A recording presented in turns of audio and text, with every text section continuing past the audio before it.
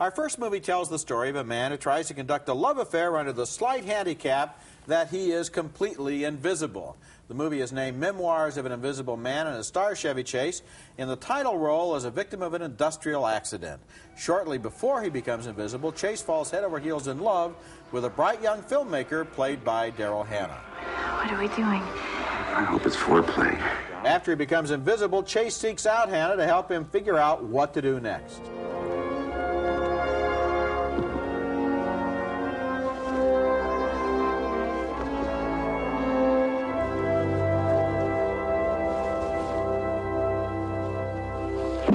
In some of his invisible scenes, Chase is invisible to everyone, like in this scene where government spies chase him through a train.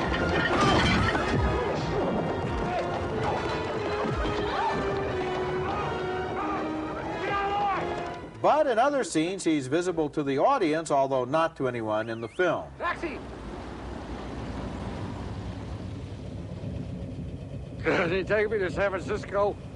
Anyone who has ever seen the original 1933 Claude Rains classic, The Invisible Man, has probably asked certain basic biological questions, such as, even if the guy is invisible, why can't we see the food in his stomach? Well, Memoirs of an Invisible Man does deal with such issues, but somehow it doesn't have enough fun with him. This is another case of a movie getting bogged down in a silly plot about spies and chase scenes and not having the curiosity to really follow the gimmick of invisibility all the way through to see where it might lead. Chevy Chase and Daryl Hannah do the best they can, and they do have some funny moments, but the screenplay has a lot of room for imagination. Oh, absolutely. I don't think they really tried with this picture. In fact, I didn't think there were very many funny moments at all. And another thing is, if he's invisible, why can't you always see his clothing?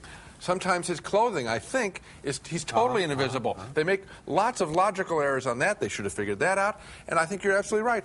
Why not do, I expect, especially if Chevy Chase is going to be in this picture, I figure, all right, he's going to really get into the psychology of what it's like to be invisible and dig deeper into that. Make it more of an internal story. And that's not what happens. No, it's just a stump plot. The key to humor in a movie like this is to apply absolute rigid logic to an absurd situation. For example, how about the fillings in his teeth?